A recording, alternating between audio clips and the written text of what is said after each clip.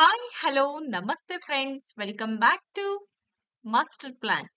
S, ಇವತ್ತಿನ ತರಗತಿಯಲ್ಲಿ ನಾವು ಎಸ್ಎಸ್ಎಲ್ಸಿ ಎಕ್ಸಾಮಿಗೆ ಸಂಬಂಧಪಟ್ಟಂತೆ ಭಾರತದಲ್ಲಿ ಬ್ರಿಟಿಷರ ಆಳ್ವಿಕೆಯ ಪ್ರಭಾವ ಈ ಒಂದು ವಿಷಯದ ಕುರಿತಾಗಿ, ಈ ಒಂದು ಅಧ್ಯಾಯದ ಕುರಿತಾಗಿ 2-3 ಅಂಕಗಳ ಪ್ರಶ್ನೋತ್ತರಗಳನ್ನ ಇವತ್ತು ನಾನು ನಿಮ್ ಜೊತೆ ಶೇರ್ ಮಾಡ್ತಾ ಇದ್ದೀನಿ.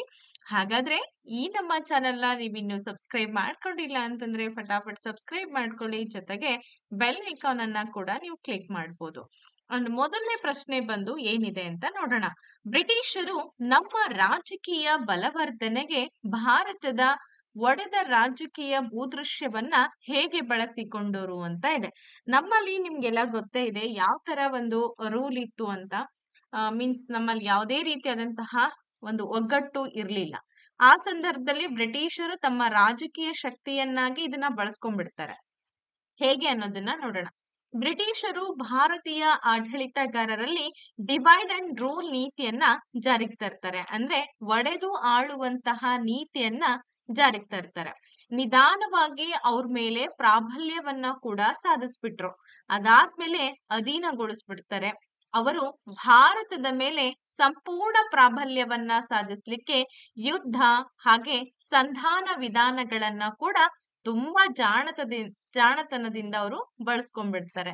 ಸೊ ಹೀಗೆ ಬ್ರಿಟಿಷರು ತಮ್ಮ ರಾಜಕೀಯ ಬಲವನ್ನ ಜಾಸ್ತಿ ಮಾಡ್ತಾ ಹೋದ್ರು.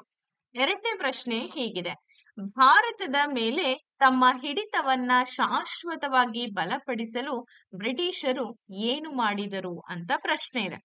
ಸೊ ನೋಡಿ, ಬ್ರಿಟಿಷರು ಇಡೀ ಭಾರತವನ್ನ ಒಂದೇ ಆಡಳಿತ ಮತ್ತು ರಾಜಕೀಯ ರಚನೆಯ ಅಡಿಯಲ್ಲಿ ಏಕೀಕರಿಸ್ಬಿಡ್ತಾರೆ. ಅದಷ್ಟೇ ಅಲ್ಲ, ಶಿಕ್ಷಣ, ನ್ಯಾಯಾಂಗ, ಭೂ ತೆರಿಗೆಗಳು, ವ್ಯಾಪಾರ, ಕೃಷಿಯನ್ನ ವಿವಿಧ ಕಾನೂನುಗಳು ಹಾಗೆ ಆಡಳಿತ ವ್ಯವಸ್ಥೆಗಳ ಅಡಿಯಲ್ಲೂ ಕೂಡ ನಿಯಂತ್ರಣ ಮಾಡ್ತಾರೆ. ಹೀಗೆ ತಮ್ಮ ಒಂದು ಹಿಡಿತವನ್ನ, ಭಾರತದ ಮೇಲೆ ತಮ್ಮ ಹಿಡಿತವನ್ನ ಶಾಶ್ವತವಾಗಿ ಬಲಪಡಿಸ್ಬೇಕು ಅನ್ನೋ ಒಂದು ಉದ್ದೇಶದಿಂದ ಈ ಎಲ್ಲಾ ಒಂದು ಪ್ರಯತ್ನಗಳನ್ನ ಬ್ರಿಟಿಷರು ಮಾಡ್ತಾ ಬಂದ್ರು. ಹಾಗಾದ್ರೆ ಮೂರನೇ ಪ್ರಶ್ನೆಗೆ ಹೋಗೋಣ. ಭಾರತದಲ್ಲಿ ನಾಗರಿಕ ಸೇವೆಗಳ ಆಡಳಿತವನ್ನ ಯಾರು ಪರಿಚಯಿಸಿದರು ಮತ್ತು ಅದರ ಉದ್ದೇಶವೇನು ಅಂತ ಪ್ರಶ್ನೆ ಇದೆ. ತುಂಬಾ ಇಂಪಾರ್ಟೆಂಟ್ ಕ್ವಶನ್ ಇದು. Lord corn Wallis. ನೋಡಿ, ಇಂಪಾರ್ಟೆಂಟ್ ಅಂತ ಎಲ್ಲ ಅನ್ಸುತ್ತೋ ಅದನ್ನ ಅಂಡರ್ಲೈನ್ ಮಾಡ್ತಾ ಹೋಗ್ತೀನಿ ನಾನು. ಲಾರ್ಡ್ ಕಾರ್ನ್ ವಾಲಿಸ್ ಭಾರತದಲ್ಲಿ ನಾಗರಿಕ ಸೇವೆಗಳ ಆಡಳಿತವನ್ನ ಪರಿಚಯ ಮಾಡ್ತಾನೆ. ಅಷ್ಟೇ ಅಲ್ಲ, ಖಾಸಗಿ ವ್ಯಾಪಾರ ಮತ್ತು ವೈಯಕ್ತಿಕ ಲಾಭಕ್ಕಾಗಿ ತಮ್ಮ ಹುದ್ದೆಗಳನ್ನ ಬಳಸುತ್ತಿರುವ ಕಂಪನಿಯ ಉದ್ಯೋಗಿಗಳ ಭ್ರಷ್ಟಾಚಾರ ಮತ್ತು ಕಾನೂನು ಬಾಹಿರ ಅಭ್ಯಾಸಗಳನ್ನ ಕೂಡ ನಿಯಂತ್ರಿಸುವುದು ಇದರ ಮುಖ್ಯ ಉದ್ದೇಶವಾಗಿತ್ತು. ಹಾಗಾದ್ರೆ ನಾಗರಿಕ ಸೇವೆಗಳು ಅಂತಂದ್ರೆ ಈಗೆಲ್ಲ ನಾವ್ ಹೇಳ್ತೀವಲ್ವಾ, KS IAS ಅಂತ ಹೇಳಿ. ಸೊ ಆ ತರ ಒಂದು ಸೇವೆಗಳನ್ನ ಜಾರಿಗೆ ತಂದಂತವ್ರು ಲಾರ್ಡ್ ಕಾರ್ನ್ವಾಲಿಸ್. ಅದರ ಪ್ರಮುಖ ಉದ್ದೇಶ ಏನು ಅನ್ನೋದು ಗೊತ್ತಾಯ್ತಲ್ವಾ ನಿಮ್ಗೆ?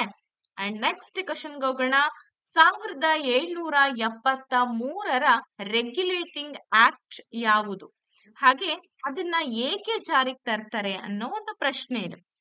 ನೋಡಿ, 1773ರಲ್ಲಿ ರೆಗ್ಯುಲೇಟಿಂಗ್ ಆಕ್ಟ್ ಅನ್ನ ಬ್ರಿಟಿಷ್ ಸರ್ಕಾರದ ನಿಯಂತ್ರಣದಲ್ಲಿ ಭಾರತದಲ್ಲಿ ಕಂಪನಿ ವ್ಯವಹಾರಗಳು ಹಾಗೆ ಅದರ ಆಡಳಿತವನ್ನ ನಿಯಂತ್ರಿಸಬೇಕು ಅಂತ ಹೇಳಿ ಈ ರೆಗ್ಯುಲೇಟಿಂಗ್ ಆಕ್ಟ್ ಅನ್ನ 1773ರಲ್ಲಿ ಜಾರಿಗೆ ತರ್ತಾರೆ. ಅದಾದ್ಮೇಲೆ ಏನಾಯ್ತು ಗೊತ್ತಾ? ಯಾತಕ್ಕೋಸ್ಕರ ತಂದ್ರು ಅಂತ ಗೊತ್ತಾಯ್ತು. 1765ರಲ್ಲಿ ದಿವಾನಿ ಹಕ್ಕುಗಳ ಅನುಷ್ಠಾನದ ನಂತರ ಕಂಪನಿಯ ಅಧಿಕಾರಿಗಳು ಭ್ರಷ್ಟಾಚಾರ ಮತ್ತು ಅಧಿಕಾರದ ದುರುಪಯೋಗಕ್ಕೆ ಇದನ್ನ ಪ್ರತಿಕ್ರಿಯೆ ಅಂತ ಹೇಳಿ ಕೂಡ ಹೇಳ್ಬೋದು. ಅದಾದ್ಮೇಲೆ 1765ರಲ್ಲಿ ದಿವಾನಿ ಹಕ್ಕುಗಳ ಅನುಷ್ಠಾನದ ನಂತರ ಏನಾಯ್ತಪ್ಪ ಅಂತಂದ್ರೆ ಕಂಪನಿಯ ಅಧಿಕಾರಿಗಳು, ಭ್ರಷ್ಟಾಚಾರಿಗಳು, ಆಮೇಲೆ ಅಧಿಕಾರದ ದುರುಪಯೋಗಕ್ಕೂ ಕೂಡ ಇದು ಪ್ರತಿಕ್ರಿಯೆ ಆಗಿತ್ತು ಅಂತ ಹೇಳಿ ಹೇಳ್ಬೋದು. 1765 ದಿವಾನಿ ಹಕ್ಕು ಬರ್ತಾವಲ್ಲ, ಸೊ ಆ ಒಂದ್ ಸಂದರ್ಭದಲ್ಲಿ ಕಂಪನಿ ದುರಾಡಳಿತ ಆಗಿರುತ್ತೆ, ಭ್ರಷ್ಟಾಚಾರ ಇರುತ್ತೆ, ಅದಕ್ಕೂ ಕೂಡ ನಿಯಂತ್ರಣವನ್ನ ತರುತ್ತೆ ರೆಗ್ಯುಲೇಟಿಂಗ್ ಆಕ್ಟ್ ಅಂತ ಹೇಳಿ ಹೇಳ್ಬೋದು. ನೆಕ್ಸ್ಟ್ ಕ್ವೆಶನ್ಗೆ ಹೋಗೋಣ. 1773ರ ರೆಗ್ಯುಲೇಟಿಂಗ್ ಆಕ್ಟ್ ನ ಮುಖ್ಯ ಲಕ್ಷಣಗಳು ಯಾವುವು ಅಂತ ಕೇಳಿದ್ದಾರೆ. ತುಂಬಾ ಇಂಪಾರ್ಟೆಂಟ್ ಕ್ವೆಶನ್. ಇದನ್ನ ನಿಮ್ಗೆ ಎಕ್ಸಾಮ್ ನಲ್ಲಿ ಸರ್ವೇ ಸಾಮಾನ್ಯ ಕೇಳುವಂತಹ ಒಂದು ಪ್ರಶ್ನೆ ಆಗಿರುತ್ತೆ. ನೋಡಿ, ನಿಯಂತ್ರಕ ಕಾಯ್ದೆಯ ಮುಖ್ಯ ಲಕ್ಷಣಗಳು ಏನಪ್ಪಾ ಅಂದ್ರೆ, ಬಂಗಾಳದ ಪ್ರೆಸಿಡೆನ್ಸಿಯು ಮದ್ರಾಸ್ ಮತ್ತು ಬಾಂಬೆಯ ಮೇಲೆ ಹಿಡಿತವನ್ನ ಸಾಧಿಸ್ತಾನೆ. ಬಂಗಾಳದ ಗವರ್ನರ್ ಎಲ್ಲಾ 3 ಪ್ರೆಸಿಡೆನ್ಸಿಗಳ ಗವರ್ನರ್ ಜನರಲ್ ಆಗ್ತಾನೆ. ಅಷ್ಟೇ ಅಲ್ಲ, ಕಲ್ಕತ್ತಾದಲ್ಲಿ ಒಬ್ಬ ಮುಖ್ಯ ನ್ಯಾಯಮೂರ್ತಿ ಮತ್ತು 3 ಸಾಮಾನ್ಯ ನ್ಯಾಯಾಧೀಶರೊಂದಿಗೆ ಸುಪ್ರೀಂ ಕೋರ್ಟ್ ಅನ್ನ ಕೂಡ ಸ್ಥಾಪನೆ ಮಾಡ್ತಾರೆ. ಗೊತ್ತಾಯ್ತಲ್ಲ, ರೆಗ್ಯುಲೇಟಿಂಗ್ ಆಕ್ಟ್ ನಲ್ಲಿ ಬರ್ತಕ್ಕಂತ ಪ್ರಮುಖ ಲಕ್ಷಣಗಳು ಯಾವ್ಯಾವು ಅಥವಾ ಶಿಫಾರಸುಗಳು ಯಾವ್ಯಾವು ಅಂದ್ರೆ ನೀವ್ ಅದನ್ನ ಹೇಳ್ಬೇಕು. 6ನೇ ಪ್ರಶ್ನೆಗೆ ಬಂದಿದೀವಿ. 1784ರ ಪಿಟ್ಸ್ ಇಂಡಿಯಾ ಆಕ್ಟ್ ಅನ್ನ ಏಕೆ ಜಾರಿಗೆ ತರಲಾಯಿತು? 1784ರಲ್ಲಿ ಪಿಟ್ಸ್ ಇಂಡಿಯಾ ಆಕ್ಟ್ ಅನ್ನ ಜಾರಿಗೆ ತರ್ತಾರೆ. ಯಾತಕ್ಕೋಸ್ಕರ ತಂದ್ರು? 1773ರ ರೆಗ್ಯುಲೇಟಿಂಗ್ ಆಕ್ಟ್ ನಲ್ಲಿನ ಸಂಗತತೆಗಳನ್ನ ಸರಿಪಡಿಸಬೇಕು. ಹಾಗೆ ಈಸ್ಟ್ ಇಂಡಿಯಾ ಕಂಪನಿ ಬ್ರಿಟಿಷ್ ಸರ್ಕಾರದ ಅಧಿಕಾರಗಳನ್ನ ಸ್ಪಷ್ಟವಾಗಿ ವಿವರಿಸಬೇಕು ಅನ್ನೋ ಒಂದು ಉದ್ದೇಶದಿಂದ 1784ರ ಪಿಟ್ಸ್ ಇಂಡಿಯಾ ಆಕ್ಟ್ ಅನ್ನ ಜಾರಿಗೊಳಿಸ್ತಾರೆ. ಗೊತ್ತಾಯ್ತಲ್ಲ, ತುಂಬಾ ಇಂಪಾರ್ಟೆಂಟು. ಹಾಗಾದ್ರೆ ಈ ಪಿಟ್ಸ್ ಇಂಡಿಯಾ ಆಕ್ಟ್ ತಂದಂತಹ ಮಹತ್ವದ ಬದಲಾವಣೆಗಳು ಏನೇನು ಅಂತ ಕೇಳ್ತಾರೆ. ನೋಡಿ, ಪಿಟ್ಸ್ ಇಂಡಿಯಾ ಆಕ್ಟ್ ಏನ್ ಮಾಡುತ್ತೆ ಅಂತಂದ್ರೆ, ಬೋರ್ಡ್ ಆಫ್ ಡೈರೆಕ್ಟರ್ಸ್ ಅನ್ನ ಬದಲಿಸಿ 6 ಕಮಿಷನರ್ನ ಒಳಗೊಂಡಂತಹ ಬೋರ್ಡ್ ಆಫ್ ಕಂಟ್ರೋಲ್ಸ್ ಅನ್ನ ಸ್ಥಾಪನೆ ಮಾಡುತ್ತೆ. ನೆನ್ಪಿಟ್ಕೊಳ್ಳಿ, ಮೊದ್ಲೇನಿತ್ತು ಬೋರ್ಡ್ ಆಫ್ ಡೈರೆಕ್ಟರ್ಸ್ ಅಂತಕ್ಕಂತ ಒಂದು ನೇಮ್ ಇತ್ತು, ಅದನ್ನ ಬದಲಿಸ್ಬಿಟ್ಟು 6 ಕಮಿಷನರ್ ಗಳನ್ನ ಒಳಗೊಂಡಂತಹ ಬೋರ್ಡ್ ಆಫ್ ಕಂಟ್ರೋಲ್ಸ್ ಅನ್ನ ಸ್ಟಾರ್ಟ್ ಮಾಡುತ್ತೆ. ಅಷ್ಟೇ ಅಲ್ಲ, ಈ ಮಂಡಳಿಯು ಭೂ ತೆರಿಗೆಗಳು, ಮಿಲಿಟರಿ ಹಾಗೆ ನಾಗರಿಕ ಪ್ರದೇಶಗಳಿಗೆ ಸಂಬಂಧಿಸಿದಂತಹ ಸಮಸ್ಯೆಗಳನ್ನ ನಿರ್ದೇಶಿಸುವ ಮತ್ತು ನಿಯಂತ್ರಿಸುವಂತಹ ಅಧಿಕಾರವನ್ನ ಕೂಡ ಈ ಒಂದು ಆಕ್ಟ್ ಒಳಗೊಂಡಿತ್ತು. ಯಾವುದು? Pits India act. ಇದು ಜಾರಿಗೆ ಬಂದಿದ್ದು 1784ರಲ್ಲಿ. ತುಂಬಾ ಇಂಪಾರ್ಟೆಂಟ್, ನೆನ್ಪಿಟ್ಕೊಳ್ಳಿ. ಅಂಡ್ ಚಾರ್ಟರ್ ಆಕ್ಟ್ ಬರುತ್ತೆ. ಚಾರ್ಟರ್ ಕಾಯ್ದೆ ಅಂತಲೂ ಕೂಡ ನಾವು ಹೇಳ್ತೇವೆ. ಹಾಗಾದ್ರೆ ಚಾರ್ಟರ್ ಕಾಯ್ದೆಗಳ ಮುಖ್ಯ ಗುರಿ ಏನು? ಭಾರತದಲ್ಲಿ ಕಾರ್ಯನಿರ್ವಹಿಸಲು ಈಸ್ಟ್ ಇಂಡಿಯಾ ಕಂಪನಿಯ ಪರವಾನಗಿಯನ್ನ ವಿಸ್ತರಣೆ ಮಾಡಬೇಕಾಗಿತ್ತು. ಹಾಗೆ ಚಾರ್ಟರ್ ಆಕ್ಟ್ ನ ಇದರ ಮುಖ್ಯ ಗುರಿ ಅಂತಂದ್ರೆ ಇದು ಅಂತ ನಾವು ಹೇಳ್ತಾ ಇದೀವಿ. ಈ ಗುರಿಯನ್ನ ಸಾಧಿಸಬೇಕು ಅನ್ನೋ ಒಂದು ಉದ್ದೇಶದ ಸಲುವಾಗಿ 1793, 1813, 1833 ಹಾಗೆ 1853ರಲ್ಲಿ ಚಾರ್ಟರ್ ಕಾಯ್ದೆಗಳನ್ನ ಜಾರಿಗೆ ತರ್ತಾರೆ. ಏನಂತ ಗೊತ್ತಾಯ್ತಲ್ವಾ, ಮುಖ್ಯ ಗುರಿಗಳು ಏನು ಅಂತ ಹೇಳಿ. ಹಾಗೇನೆ 1813ರ ಚಾರ್ಟರ್ ಆಕ್ಟ್ ನ ಗಮನಾರ್ಹ ಲಕ್ಷಣಗಳು ಯಾವುವು ಅಂದ್ರೆ, ನಿಮ್ಗೆ ಇನ್ನೊಂದ್ ತರನು ಕೂಡ ಕೇಳ್ಬೋದು. ಪ್ರಮುಖ ಶಿಫಾರಸುಗಳು ಏನು ಅನ್ನೋದನ್ನ ಕೂಡ ಎಕ್ಸಾಮ್ ನಲ್ಲಿ ಕೇಳ್ಬೋದು. 1813ರ ಚಾರ್ಟರ್ ಆಕ್ಟ್ ಏನ್ ಹೇಳತ್ತಪ್ಪ ಅಂತಂದ್ರೆ, ಮುಕ್ತ ವ್ಯಾಪಾರದ ಯುಗವನ್ನ ಪ್ರಾರಂಭಿಸ್ಬಿಟ್ಟು ಭಾರತದಲ್ಲಿ ವ್ಯಾಪಾರವನ್ನ ನಡೆಸಲಿಕ್ಕೆ ಎಲ್ಲಾ ಆಸಕ್ತಿ ವ್ಯಕ್ತಿಗಳಿಗೆ ಅವಕಾಶಗಳನ್ನ ಕೊಡುತ್ತೆ. ಹಾಗೇನೆ ಇದು ಅಧಿಕೃತವಾದಂತಹ ಚರ್ಚುಗಳು ಮತ್ತೆ ಕ್ರಿಶ್ಚಿಯನ್ ಮಿಷನರಿಗಳು ಇವುಗಳನ್ನೆಲ್ಲವನ್ನ ಭಾರತ ಪ್ರವೇಶಕ್ಕೆ ಅನುಮತಿಸುತ್ತೆ. ಅಂದ್ರೆ ಏನು, ಚರ್ಚ್ಗಳಿದ್ವು, ಕ್ರಿಶ್ಚಿಯನ್ಸ್ ಗಳೇನಿದ್ವು, ಅಧಿಕೃತವಾದಂತಹ ಚರ್ಚ್ಗಳು, ಕ್ರಿಶ್ಚಿಯನ್ ಮಿಷನರಿಗಳನ್ನ ಭಾರತಕ್ಕೆ ಅನುಮತಿ ಮಾಡ್ಕೊಡುತ್ತೆ. ಅಂದ್ರೆ ಭಾರತಕ್ಕೆ ನೀವು ಬರ್ಬೋದು ಅಂತ ಹೇಳ್ತಾರೆ. ಕ್ರಿಶ್ಚಿಯನ್ ಧರ್ಮ ಮತ್ತು ಇಂಗ್ಲಿಷ್ ಶಿಕ್ಷಣದ ವಿಸ್ತರಣೆಗೆ ಇದು ತುಂಬಾ ತುಂಬಾ ತುಂಬಾ ತುಂಬಾ ಕಾರಣ ಆಗುತ್ತೆ. ಗೊತ್ತಾಯ್ತಾ? ಯಾವುದು? 1813ರ ಚಾರ್ಟರ್ ಕಾಯ್ದೆ. ನೆಕ್ಸ್ಟ್ ಹೋಗೋಣ. 1833ರ ಚಾರ್ಟರ್ ಕಾಯ್ದೆಯ ಪ್ರಮುಖ ಅಂಶಗಳು ಅಥವಾ ಪ್ರಮುಖ ಶಿಫಾರಸುಗಳು ಯಾವ್ಯಾವು ಅಂತ ಇದೆ ನೋಡಿ. 1833ರ ಚಾರ್ಟರ್ ಆಕ್ಟ್ ಏನಿದೆ, ಬಂಗಾಳದ ಗವರ್ನರ್ ಜನರಲ್ ಅನ್ನ ಭಾರತದ ಗವರ್ನರ್ ಜನರಲ್ ಅಂತ ಹೆಸರು ಮಾಡುತ್ತೆ. ನೆನ್ಪಿಟ್ಕೋಬೇಕು, ವೆರಿ ವೆರಿ ಇಂಪಾರ್ಟೆಂಟ್ ಪಾಯಿಂಟ್ ಇದು. ಭಾರತದಲ್ಲಿನ ಎಲ್ಲಾ ವ್ಯಾಪಾರಗಳನ್ನ ನಿರ್ದೇಶಿಸುವ, ನಿಯಂತ್ರಿಸುವ ಮೇಲ್ವಿಚಾರಣೆ ಮಾಡುವಂತಹ ಅಧಿಕಾರವನ್ನ ಇವ್ರಿಗೆ ಕೊಟ್ಬಿಡ್ತಾರೆ. ಹಾಗೆ ಸದಸ್ಯರಾಗಿ ಕಾನೂನು ವೃತ್ತಿಪರರನ್ನ ನೇಮಿಸುವಂತೆ ಕೂಡ ಆದೇಶ ಮಾಡುತ್ತೆ. ಅವರ ಕಾರ್ಯಕಾರಿ ಸಮಿತಿ ಇದು ಧರ್ಮ, ಜನ್ಮ ಮತ್ತು ಚರ್ಮದ ಬಣ್ಣವನ್ನ ಆಧರಿಸಿ ಯಾವುದೇ ತಾರತಮ್ಯವನ್ನ ಮಾಡುತ್ತಲ್ಲ ಅದನ್ನ ನಿರ್ಬಂಧ ಮಾಡುತ್ತೆ ಈ ಚಾರ್ಟರ್ ಆಕ್ಟ್. ಎಷ್ಟನೇದು? 1833 ಇಸ್ವಿಯಲ್ಲಿ ಸ್ಥಾಪಿಸಲ್ಪಟ್ಟಂತ ಅಥವಾ ಇದನ್ನ ಶುರು ಮಾಡ್ತಾರೆ ಚಾರ್ಟರ್ ಕಾಯ್ದೆಯನ್ನ. ಗೊತ್ತಾಯ್ತಾ? ನೆಕ್ಸ್ಟ್ ಕ್ವಶನ್ಗೆ ಹೋಗೋಣ. 1858 ಭಾರತೀಯ ಸರ್ಕಾರದ ಕಾಯ್ದೆಯ ಅನುಷ್ಠಾನಕ್ಕೆ ಕಾರಣವೇನು ಅಂತ ಕೇಳಿದ್ದಾರೆ. ಈಸ್ಟ್ ಇಂಡಿಯಾ ಕಂಪನಿ ದುರಾಡಳಿತ ಇತ್ತು, ನಿಮ್ಗೆ ಅದೆಲ್ಲ ಗೊತ್ತೇ ಇದೆ. 1857 ಸಿಪಾಯಿ ದಂಗೆ ಅಥವಾ ಭಾರತದ ಪ್ರಪ್ರಥಮ ಸ್ವಾತಂತ್ರ್ಯ ಸಂಗ್ರಾಮ ಆಗತ್ತೆ. ಆ ಸಂದರ್ಭದಲ್ಲಿ ಬಹಳಷ್ಟು ದುರಾಡಳಿತವನ್ನ ನಾವು ಕಾಣ್ಬೋದು ಈಸ್ಟ್ ಇಂಡಿಯಾ ಕಂಪನಿಯದ್ದು. ನೋಡಿ, ಈಸ್ಟ್ ಇಂಡಿಯಾ ಕಂಪನಿಯ ದುರಾಡಳಿತ ಮತ್ತು ಭಾರತ ವಿರೋಧಿ ಕೃತ್ಯಗಳಿಂದಾಗಿ ನಡೆದ 1857 ಸಿಪಾಯಿ ದಂಗೆಯ ಹಿನ್ನೆಲೆಯಲ್ಲಿ 1858 ಭಾರತ ಸರ್ಕಾರದ ಕಾಯ್ದೆಯನ್ನ ಜಾರಿಗೆ ತರ್ತಾರೆ. ಓಕೆ, ಏನ್ ಕಾರಣ ಅನ್ನೋದು ಗೊತ್ತಾಯ್ತಲ್ವಾ ನಿಮ್ಗೆ? ಸೊ ಇದರ ಪರಿಣಾಮವಾಗಿ ಭಾರತದ ಆಡಳಿತವನ್ನ ಈಸ್ಟ್ ಇಂಡಿಯಾ ಕಂಪನಿಯಿಂದ ಬ್ರಿಟಿಷ್ ರಾಣಿಗೆ ಹಸ್ತಾಂತರ ಮಾಡ್ತಾರೆ. 1858 ಮ್ಯಾಗ್ನಾ ಕಾರ್ಟಾವನ್ನ ಕೂಡ ಬ್ರಿಟಿಷ್ ರಾಣಿ ಹೊರಡಿಸ್ತಾಳೆ. ತುಂಬಾ ಇಂಪಾರ್ಟೆಂಟ್. 1858 ಭಾರತೀಯ ಸರ್ಕಾರದ ಕಾಯ್ದೆ ತಂದಂತಹ ಮಹತ್ವದ ಬದಲಾವಣೆಗಳು ಏನೇನು ಅಂತ ಪ್ರಶ್ನೆ ಇದೆ. ತುಂಬಾ ಇಂಪಾರ್ಟೆಂಟ್ ಗೈಸ್, ನೆನ್ಪಿಟ್ಕೊಳ್ಳಿ. 1858 ಭಾರತೀಯ ಸರ್ಕಾರದ ಕಾಯ್ದೆಯು ಈಸ್ಟ್ ಇಂಡಿಯಾ ಕಂಪನಿಯ ಪರವಾನಗಿಯನ್ನ ರದ್ದುಗೊಳಿಸುತ್ತ.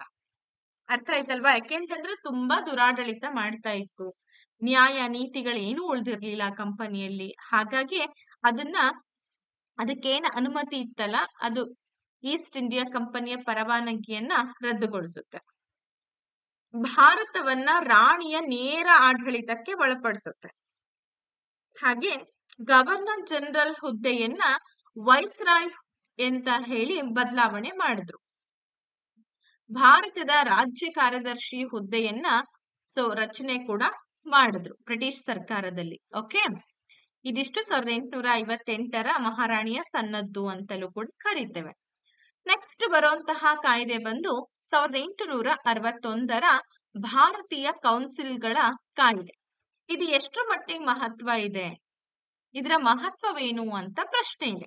ಸರಿ, ನೋಡೋಣವಾ? ಹಾಗಾದ್ರೆ ನೋಡಿ, 1861 ಭಾರತೀಯ ಕೌನ್ಸಿಲ್ಗಳ ಕಾಯ್ದೆಯು ಭಾರತೀಯರನ್ನ ಕೌನ್ಸಿಲ್ ಆಫ್ ವೈಸ್ರಾಯ್ಗೆ ಅಧಿಕೃತವಲ್ಲದ ಸದಸ್ಯರನ್ನಾಗಿ ನಾಮನಿರ್ದೇಶನ ಮಾಡುವುದರ ಮೂಲಕ ಕಾನೂನುಗಳನ್ನ ರಚಿಸ್ತಕ್ಕಂತಹ ಪ್ರಕ್ರಿಯೆಯಲ್ಲಿ ಭಾಗವಹಿಸ್ಲಿಕ್ಕೆ ಅವಕಾಶ ಮಾಡಿಕೊಡುತ್ತೆ. ಯಾವುದು? 1861 ಭಾರತೀಯ ಕೌನ್ಸಿಲ್ಗಳ ಕಾಯ್ದೆ. ಈ ಕಾಯ್ದೆಯು ಆಡಳಿತದಲ್ಲಿ ಭಾರತೀಯ ಪ್ರಾತಿನಿಧ್ಯದ ಆರಂಭವನ್ನ ಗುರುತಿಸುತ್ತೆ. ಸೊ ಅಲ್ಲಿವರೆಗೂ ಕೂಡ ಭಾರತೀಯರು ಯಾವುದೇ ಕೌನ್ಸಿಲ್ಗಳಲ್ಲಿ ಎಂಟ್ರಿ ಆಗಿರ್ಲಿಲ್ಲ. ಬಟ್ ಈ ಕಾಯ್ದೆ ಅದನ್ನ ತಿಳಿಸ್ಕೊಡುತ್ತೆ. 1892 ಭಾರತೀಯ ಕೌನ್ಸಿಲ್ಗಳ ಕಾಯ್ದೆಯು ಶಾಸಕಾಂಗ ಸಂಸ್ಥೆಗಳಲ್ಲಿ ಭಾರತೀಯರ ಭಾಗವಹಿಸುವಿಕೆಯನ್ನ ಹೇಗೆ ವಿಸ್ತರಿಸಿತು ಅಂತ ಕೇಳಿದ್ದಾರೆ. ತುಂಬಾ ಇಂಪಾರ್ಟೆಂಟ್ ಕ್ವೆಶನ್ ಇದು. ಯಾಕೆ ಅಂತಂದ್ರೆ ಶಾಸಕಾಂಗ ಅಂದ್ರೆ ಶಾಸನಗಳನ್ನ ಬ್ರಿಟಿಷರೇನಾದ್ರೂ ರಚನೆ ಮಾಡ್ತಾ ಇದಾರೆ ಅಂದ್ರೆ ಅದರಲ್ಲಿ ನಮ್ಮ ಎಂಟ್ರಿ ಇರ್ಲಿಲ್ಲ, ನಾವು ಅಲ್ಲಿ ಒಳಗಡೆ ಹೋಗೋ ಹಾಗಿರ್ಲಿಲ್ಲ ಭಾರತೀಯರು. ಆದ್ರೆ 1892 ಶಾಸನದ ಪ್ರಕಾರ ಅಥವಾ ಆಕ್ಟ್ ನ ಪ್ರಕಾರ ಏನ್ ಹೇಳುತ್ತೆ ಅನ್ನೋದನ್ನ ನೋಡ್ತಾ ಹೋಗೋಣ. 1892 ಭಾರತೀಯರ ಕೌನ್ಸಿಲ್ಗಳ ಕಾಯ್ದೆ ಪ್ರಾದೇಶಿಕ ಮತ್ತು ಕೇಂದ್ರೀಯ ಶಾಸಕಾಂಗ ಸಂಸ್ಥೆಗಳಲ್ಲಿ ಹೆಚ್ಚುವರಿ ಸದಸ್ಯರ ಸಂಖ್ಯೆಯನ್ನ ಹೆಚ್ಚಿಸುತ್ತೆ. ಹಾಗೆ ಬಜೆಟ್ ಸಂಬಂಧಿತ ವಿಷಯಗಳ ಬಗ್ಗೆ ಚರ್ಚೆಗೂ ಕೂಡ ಅವಕಾಶವನ್ನ ನೀಡುತ್ತೆ. ಅದಾದ್ಮೇಲೆ ಹೀಗೆ ಅವಕಾಶಗಳನ್ನ ನೀಡುವುದರ ಮೂಲಕ ಶಾಸಕಾಂಗ ಮಂಡಳಿಗಳ ಅಧಿಕಾರವನ್ನ ಕೂಡ ವಿಸ್ತರಣೆ ಮಾಡುತ್ತೆ. ಸೊ ಅಷ್ಟೇ ಅಲ್ದಂಗೆ ಸಾರ್ವಜನಿಕ ಸಮಸ್ಯೆಗಳ ಬಗ್ಗೆ ಸರ್ಕಾರವನ್ನ ಪೂರ್ವ ಸೂಚನೆಯೊಂದಿಗೆ ಪ್ರಶ್ನೆ ಮಾಡ್ಲಿಕ್ಕೆ ಒದಗಿಸ್ಕೊಡುತ್ತೆ, ಅವಕಾಶವನ್ನ ಮಾಡ್ಕೊಡುತ್ತೆ. ಗೊತ್ತಾಯ್ತಲ್ವಾ ಏನೇನೆಲ್ಲ ಆಯ್ತು ಅಂತ. ನೆಕ್ಸ್ಟ್ ಬರೋಣ.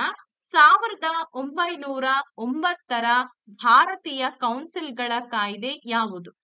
ಹಾಗೆ ಇದನ್ನ ಮಿಂಟೋ ಮಾರ್ಲೆ ರಿಫಾರ್ಮ್ಸ್ ಅಥವಾ ಮಿಂಟೋ ಮಾರ್ಲೆ ಸುಧಾರಣೆ ಕಾಯ್ದೆ ಅಂತ ಹೇಳಿ ಏಕೆ ಕರೆಯಲಾಗುತ್ತದೆ? ಪ್ರಶ್ನೆ ಅರ್ಥ ಆಯ್ತಲ್ರಪ್ಪ ಎಲ್ಲರಿಗೂ? ನೋಡಿ, 1909 ಭಾರತೀಯ ಕೌನ್ಸಿಲ್ಗಳ ಕಾಯ್ದೆ, ಇದನ್ನ ಮಿಂಟೋ ಮಾರ್ಲೆ ರಿಫಾರ್ಮ್ಸ್ ಆಕ್ಟ್ ಅಂತ ಹೇಳಿ ಕೂಡ ಕರಿತೀವಿ. ಅಂದ್ರೆ ಮಿಂಟೋ ಮಾರ್ಲೆ ಸುಧಾರಣೆ ಕಾಯ್ದೆ ಅಂತ ಹೇಳಿ ಕರೀತಾರೆ. ಇದನ್ನ ಲಾರ್ಡ್ ಮಿಂಟೋ ಭಾರತದ ವೈಸ್ರಾಯ್ ಆಗಿದ್ದಂತಹ ಸಂದರ್ಭದಲ್ಲಿ ಲಾರ್ಡ್ ಮಾರ್ಲೆ ಭಾರತದ ರಾಜ್ಯ ಕಾರ್ಯದರ್ಶಿ ಆಗಿದ್ದಂತಹ ಸಂದರ್ಭದಲ್ಲಿ ರೂಪಿಸ್ತಾರೆ. ಹಾಗಾಗಿನೇ ಇದನ್ನ ಮಿಂಟೋ ಮಾರ್ಲೆ ಸುಧಾರಣೆ ಕಾಯ್ದೆ ಅಂತ ಹೇಳಿ ಕರೀತಾರೆ. ಗೊತ್ತಾಯ್ತಲ್ಲ ಯಾಕೆ ಅಂತ ಹೇಳ್ಬಿಟ್ಟು? ನೋಡಿ, ಭಾರತವನ್ನ ಒಡೆದು ಆಳಲು ಈ ಕಾಯ್ದೆಯನ್ನ ಬಳಕೆ ಮಾಡ್ಬಿಡುತ್ತಾರೆ, ಮಿಂಟೋ ಮಾರ್ಲೆ ಕಾಯ್ದೆಯನ್ನ. ಸರಿನಾ? 1909 ಭಾರತೀಯ ಕೌನ್ಸಿಲ್ಗಳ ಕಾಯ್ದೆಯ ಗಮನಾರ್ಹ ಲಕ್ಷಣಗಳು ಯಾವುವು ಅಂತ ಇದೆ. ಸರಿ, ನೋಡೋಣ. 1909 ಭಾರತೀಯ ಕೌನ್ಸಿಲ್ಗಳ ಕಾಯ್ದೆಯು ಕೇಂದ್ರ ಶಾಸಕಾಂಗ ಸದಸ್ಯರ ಒಟ್ಟು ಸಂಖ್ಯೆಯನ್ನ 16ರಿಂದ 60ಕ್ಕೆ ಹೆಚ್ಚು ಮಾಡುತ್ತೆ. ನೋಡಿ, ಅಷ್ಟೇ ಅಲ್ಲ, ಮೊದಲ ಬಾರಿಗೆ ಶಾಸಕಾಂಗಕ್ಕೆ ಸದಸ್ಯರ ಆಯ್ಕೆಗೂ ಕೂಡ ಅವಕಾಶವನ್ನ ಮಾಡಿಕೊಡುತ್ತೆ. ಮುಸ್ಲಿಮರಿಗೆ ಪ್ರತ್ಯೇಕವಾದಂತಹ ಪ್ರಾತಿನಿಧ್ಯವನ್ನ ಒದಗಿಸ್ಲಿಕ್ಕೋಸ್ಕರ ಪ್ರತ್ಯೇಕವಾದಂತಹ ಒಂದು ಎಲೆಕ್ಟ್ರೋಲ್ ಕಾಲೇಜ್, ಸೊ ನೋಡಿ, ಎಲೆಕ್ಟೊರೇಟ್ ಅಂತಂದ್ರೆ ಈ ಚುನಾವಣಾ ಪ್ರಾತಿನಿಧ್ಯ ಕಾಯ್ದೆಯನ್ನ ಕೂಡ ರಚನೆ ಮಾಡುತ್ತೆ. ಮುಸ್ಲಿಮರಿಗೆ ಪ್ರತ್ಯೇಕವಾಗಿ ಒಂದು ಚುನಾವಣಾ ವ್ಯವಸ್ಥೆಯನ್ನ ಕೂಡ ಮಾಡ್ಕೊಡುತ್ತಾರೆ. ಎಸ್, 17ನೇ ಪ್ರಶ್ನೆಗೆ ಬಂದಿದ್ದೀವಿ. 1919 ಭಾರತ ಸರ್ಕಾರದ ಕಾಯ್ದೆಯನ್ನ ಮಾಂಟೆಗೋ ಚಮ್ಸ್ಫೋರ್ಡ್ ಸುಧಾರಣಾ ಕಾಯ್ದೆ ಅಂತ ಹೇಳಿ ಯಾಕೆ ಕರೀತಾರೆ? ನೋಡೋಣವಾ? ನೋಡಿ, 1919 ಭಾರತ ಸರ್ಕಾರದ ಕಾಯ್ದೆಯನ್ನ ಮಾಂಟೆಗೋ ಚಮ್ಸ್ಫೋರ್ಡ್ ಸುಧಾರಣಾ ಕಾಯ್ದೆ ಅಂತ ಹೇಳಿ ಕರೀತಾರೆ. ಯಾಕೆ ಅಂತಂದ್ರೆ ಇದನ್ನ ಲಾರ್ಡ್ ಮಾಂಟೆಗೋ ಭಾರತದ ಕಾರ್ಯದರ್ಶಿಯಾಗಿದ್ದಂತಹ ಸಂದರ್ಭದಲ್ಲಿ ಲಾರ್ಡ್ ಚಮ್ಸ್ಫೋರ್ಡ್ ವೈಸ್ರಾಯ್ ಆಗಿದ್ದಾಗ ಇದನ್ನ ರೂಪಿಸ್ತಾರೆ. ಅದಕ್ಕೋಸ್ಕರನೇ ಇದನ್ನ ನಾವು ಮಾಂಟೆಗೋ ಚಮ್ಸ್ಫೋರ್ಡ್ ಕಾಯ್ದೆ ಅಂತ ಹೇಳಿ ಕರೀತಾರೆ. ಆಡಳಿತದಲ್ಲಿ ಭಾರತೀಯರಿಗೆ ಹೆಚ್ಚಿನ ಪ್ರಾತಿನಿಧ್ಯವನ್ನ ಒದಗಿಸುವಂತಹ ಪರವಾಗಿ ಮಾಂಟೆಗೋ ಅವರು ಇದರಲ್ಲಿ ವಾದಿಸ್ತಾರೆ. ಸೊ ಹಾಗಾಗಿ ಇದನ್ನ ಮಾಂಟೆಗೋ ಚಮ್ಸ್ಫೋರ್ಡ್ ಕಾಯ್ದೆ ಅಂತ ಹೇಳಿ ಕರೀತಾರೆ, 1919 ಕಾಯ್ದೆಯನ್ನ. ಹಾಗಾದ್ರೆ 1919 ಭಾರತ ಸರ್ಕಾರದ ಕಾಯ್ದೆಯ ಗಮನಾರ್ಹ ಲಕ್ಷಣಗಳು ಯಾವುವು, ಅಂದ್ರೆ ಅತ್ಯಂತ ಪ್ರಮುಖ ಶಿಫಾರಸುಗಳು ಯಾವುವು ಅಂತ ಕೇಳಿದ್ದಾರೆ. ಓಕೆ, ರೆಡಿ ಇದ್ದೀರಲ್ವಾ ಎಲ್ಲರೂ? ನೋಡಿ, 1919 ಭಾರತ ಸರ್ಕಾರದ ಕಾಯ್ದೆಯು ಕೆಳಮನೆ ಮತ್ತು ಮೇಲ್ಮನೆಯೊಂದಿಗೆ ದ್ವಿಕ್ಯಾಮರಲ್ ಶಾಸಕಾಂಗ ಸಂಸ್ಥೆಯನ್ನ ರೂಪಿಸಿತು. ಅಷ್ಟೇ ಅಲ್ಲ, ಪ್ರಾಂತೀಯ ಸರ್ಕಾರಗಳಲ್ಲಿ ಧ್ಯೇಯ ಪ್ರಭುತ್ವವನ್ನ ಅನುಮತಿಸುತ್ತೆ. ಅಷ್ಟೇ ಅಲ್ಲ, ಪ್ರಾಂತೀಯ ಬಜೆಟ್ ಅನ್ನ ಕೂಡ ಕೇಂದ್ರ ಬಜೆಟ್ ನಿಂದ ಪ್ರತ್ಯೇಕ ಮಾಡುತ್ತೆ. ವಿಕೇಂದ್ರೀಕರಣ ಅಂತ ಹೇಳ್ತೀವಲ್ಲ ಆ ತರ. ಪ್ರಾಂತೀಯ ಅಂತಂದ್ರೆ ಸ್ಥಳೀಯ ಬಜೆಟ್ ಏನಿದೆ ಅದನ್ನ ಕೇಂದ್ರ ಬಜೆಟ್ ನಿಂದ ಪ್ರತ್ಯೇಕ ಮಾಡುತ್ತೆ. ಮುಸ್ಲಿಮರಿಗೆ ಪ್ರತ್ಯೇಕ ಚುನಾವಣಾ ಒಂದು ಪ್ರಾತಿನಿಧ್ಯ ಕೊಡ್ಬೇಕು ಅನ್ನೋ ಉದ್ದೇಶಕ್ಕೋಸ್ಕರ ಪ್ರತ್ಯೇಕ ಚುನಾವಣಾ ಕಾಲೇಜನ್ನ ಕೂಡ ವಿಸ್ತರಿಸುತ್ತೆ.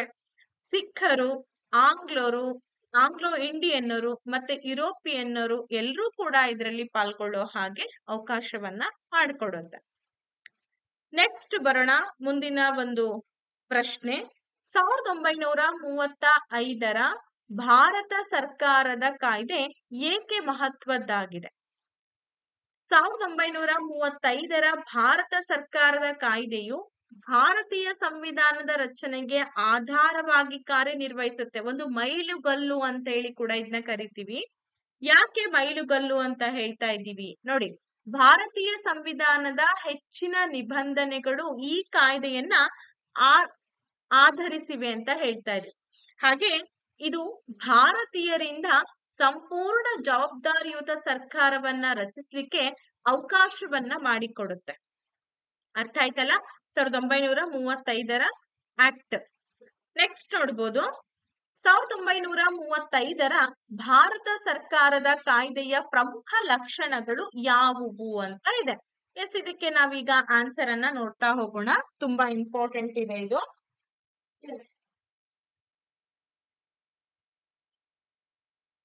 1935ರ ಭಾರತ ಸರ್ಕಾರದ ಕಾಯ್ದೆಯು ಭಾರತೀಯ ಪ್ರಿನ್ಸಿಪಾಲಿಟೀಸ್ ಹಾಗೆ ಬ್ರಿಟಿಷ್ ಆಡಳಿತದ ಪ್ರದೇಶಗಳು ಮತ್ತು ಡೊಮಿನಿಯನ್ ರಾಜ್ಯಗಳ ಫೆಡರಲ್ ವ್ಯವಸ್ಥೆಯನ್ನ ರಚಿಸುತ್ತೆ. ಭಾರತೀಯ ರಿಸರ್ವ್ ಬ್ಯಾಂಕ್ ಮತ್ತು ಫೆಡರಲ್ ನ್ಯಾಯಾಲಯವನ್ನ ಸ್ಥಾಪನೆ ಮಾಡುತ್ತೆ.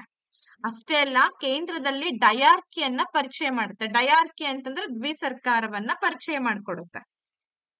ಅರ್ಥ ಆಯ್ತಲ್ವಾ? ಪ್ರಾಂತೀಯ ಮಟ್ಟದಲ್ಲಿ ಡಯಾರ್ಕಿಯನ್ನ ರದ್ದುಗೊಳಿಸುವುದರ ಮೂಲಕ ಪ್ರಾಂತ್ಯಗಳಿಗೆ ಸ್ವಾಯತ್ತತೆಯನ್ನ ನೀಡುತ್ತೆ. ಅದಕ್ಕೋಸ್ಕರನೇ ಇದನ್ನ ಸಂವಿಧಾನದ ಮೈಲುಗಲ್ಲು ಅಂತ ಹೇಳಿ ಕರಿತೀವಿ. ಸಂವಿಧಾನವನ್ನ ರಚನೆ ಮಾಡ್ಲಿಕ್ಕೆ ಬಿಫೋರ್ ನಮ್ಗೆ ಒಂದು ಸ್ಟ್ರಾಂಗ್ ಆಗಿರ್ತಕ್ಕಂತಹ ನೀತಿ ನಿಯಮಗಳು ಬೇಕಾಗಿತ್ತಲ್ವಾ, ಅದನ್ನ ಇದು ಒದಗಿಸ್ಕೊಡುವಂತ ಕೆಲಸವನ್ನ ಮಾಡ್ತದೆ. Yes, very good. Next question ಹೋಗೋಣ. ಬ್ರಿಟಿಷರು ಭಾರತದಲ್ಲಿ ಹೊಸ ನ್ಯಾಯಾಂಗ ವ್ಯವಸ್ಥೆಯನ್ನ ಹೇಗೆ ಸ್ಥಾಪಿಸಿದರು ಅನ್ನೋ ಒಂದು ಪ್ರಶ್ನೆ ಇದೆ. 1764ರಲ್ಲಿ ಬಕ್ಸಾರ್ ಕದನದ ನಂತರ ಏನಾಗುತ್ತೆ, ಮೊಘಲ್ ಚಕ್ರವರ್ತಿ ಶಾ ಆಲಂ ಬ್ರಿಟಿಷರಿಗೆ ದಿವಾನಿ ಹಕ್ಕುಗಳನ್ನ ಹಸ್ತಾಂತರ ಮಾಡ್ತಾನೆ. ಇದು ಕೇಂದ್ರೀಕೃತ ನ್ಯಾಯಾಂಗ ವ್ಯವಸ್ಥೆಯನ್ನ ಸ್ಥಾಪನೆ ಮಾಡ್ಲಿಕ್ಕೆ ಕಾರಣ ಆಗುತ್ತೆ. ಬ್ರಿಟಿಷರು ಕ್ರಿಮಿನಲ್ ನ್ಯಾಯಾಲಯಗಳಲ್ಲಿ ಹೊಸ ಕಾನೂನು ಕಾರ್ಯವಿಧಾನಗಳನ್ನ ಪರಿಚಯ ಮಾಡ್ತಾರೆ. ಹಾಗೆ ಸಿವಿಲ್ ನ್ಯಾಯಾಲಯಗಳನ್ನ ಯುರೋಪಿಯನ್ ಅಧಿಕಾರಿಗಳ ಆಡಳಿತದ ಅಡಿಯಲ್ಲಿ ತರ್ತಾರೆ. ಹೀಗೆ ಅವರು ನ್ಯಾಯಾಂಗ ವ್ಯವಸ್ಥೆಯನ್ನ ಸ್ಥಾಪಿಸ್ತಾರೆ ನಮ್ಮ ಭಾರತ ದೇಶದಲ್ಲಿ. ಇನ್ನು ವಾರನ್ ಹೆಸ್ಟಿಂಗ್ಸ್ ಅವರ ಆಡಳಿತಾತ್ಮಕ ಯೋಜನೆ ಅಡಿಯಲ್ಲಿ ಪ್ರತಿ ಜಿಲ್ಲೆಯಲ್ಲಿ 2 ರೀತಿಯ ನ್ಯಾಯಾಲಯಗಳನ್ನ ಸ್ಥಾಪಿಸಲಾಗಿದೆ. ಓಕೆ, ನೋಡಿ ಇವ್ರು ಏನ್ ಮಾಡ್ತಾರೆ ಅಂತಂದ್ರೆ, ಯಾವ 2 ನ್ಯಾಯಾಲಯಗಳನ್ನ ಸ್ಥಾಪಿಸ್ತಾರೆ ಅಂತಂದ್ರೆ, ದಿವಾನಿ ಅದಾಲತ್ ಅಂತಕ್ಕಂತ ಒಂದು ಸಿವಿಲ್ ನ್ಯಾಯಾಲಯ, ಫೌಜ್ದಾರಿ ಅದಾಲತ್ ಅಂತಕ್ಕಂತ ಒಂದು ಕ್ರಿಮಿನಲ್ ನ್ಯಾಯಾಲಯ. ನೆನ್ಪಿಟ್ಕೊಳ್ಳಿ, ತುಂಬಾ ಇಂಪಾರ್ಟೆಂಟ್. ದಿವಾನಿ ಅದಾಲತ್ ಅನ್ನುವಂತಹ ಒಂದು ಸಿವಿಲ್ ನ್ಯಾಯಾಲಯ, ನಾಗರಿಕ ನ್ಯಾಯಾಲಯ. ಇನ್ನೊಂದು ಬಂದ್ಬಿಟ್ಟು ಫೌಜ್ದಾರಿ ಅದಾಲತ್ ಅಂತಂದ್ರೆ ಇದನ್ನ ಅಪರಾಧ ನ್ಯಾಯಾಲಯವನ್ನಾಗಿ ಯಾರು ಸ್ಥಾಪನೆ ಮಾಡ್ತಾರೆ, ವಾರನ್ ಹೇಸ್ಟಿಂಗ್ಸ್ ಅವರ ಆಡಳಿತಾತ್ಮಕ ಯೋಜನೆಯಲ್ಲಿ ಇದನ್ನ ಪ್ರತಿ ಜಿಲ್ಲೆಯಲ್ಲೂ ಕೂಡ 2 ನ್ಯಾಯಾಲಯಗಳು ಬೇಕು ಅಂತ ಸ್ಥಾಪನೆ ಮಾಡ್ತಾರೆ. ನೆಕ್ಸ್ಟ್ ಹೋಗೋಣ. ಭಾರತದಲ್ಲಿ ಮೊದಲ ದಕ್ಷ ಪೊಲೀಸ್ ವ್ಯವಸ್ಥೆಯನ್ನ ಯಾರು ಜಾರಿಗೆ ತಂದರು, ಅದರ ಪ್ರಮುಖ ಲಕ್ಷಣಗಳು ಯಾವುವು ಅಂತ ಪ್ರಶ್ನೆ ಇದೆ. ಲಾರ್ಡ್ ಕಾರ್ನ್ ವಾಲಿಸ್ ಭಾರತದಲ್ಲಿ ಮೊಟ್ಟ ಮೊದಲ ದಕ್ಷ ಪೊಲೀಸ್ ವ್ಯವಸ್ಥೆಯನ್ನ ಜಾರಿಗೆ ತರ್ತಾನೆ. ಯಾರು ತಂದ್ರು? ಲಾರ್ಡ್ ಕಾರ್ನ್ ವಾಲಿಸ್ ತರ್ತಾನೆ. ಅವರು ಹೊಸ ಪೊಲೀಸ್ ಅಧೀಕ್ಷಕ SP ಹುದ್ದೆ ಅಂತ ಹೇಳ್ತೀವಲ್ಲ, ಈ SP ಹುದ್ದೆಯನ್ನ ರಚಿಸ್ತಾರೆ. ಜಿಲ್ಲೆಗಳನ್ನ ಕೊತ್ವಾಲ್ಗಳು ಅಡಿಯಲ್ಲಿ ಠಾಣೆಗಳಾಗಿ ವಿಭಜಿಸ್ತಾರೆ. ಹಾಗೆ ಗ್ರಾಮಗಳನ್ನ ಚೌಕಿದಾರ್ಗಳ ಅಡಿಯಲ್ಲಿ ಇರಿಸ್ತಾರೆ. ಗ್ರಾಮ ಮಟ್ಟದಲ್ಲಿ ಕಳ್ಳತನ, ಅಪರಾಧಗಳು, ಇತರ ಕಾನೂನು ಉಲ್ಲಂಘನೆಗಳಿಗೆ ಕೊತ್ವಾಲ್ಗಳನ್ನ ಹೊಣೆಗಾರರನ್ನಾಗಿ ಮಾಡ್ಲಾಗತ್ತೆ. ಸೊ ಈ ರೀತಿ ಏನಪ್ಪಾ ಅಂತಂದ್ರೆ ದಕ್ಷ ಪೊಲೀಸ್ ವ್ಯವಸ್ಥೆಯನ್ನ ಜಾರಿಗೆ ತರ್ತಾರೆ. ಇದರ ಪ್ರಮುಖ ಲಕ್ಷಣಗಳನ್ನ ಕೂಡ ನಾವು ನೋಡಿದ್ದಾಯ್ತು.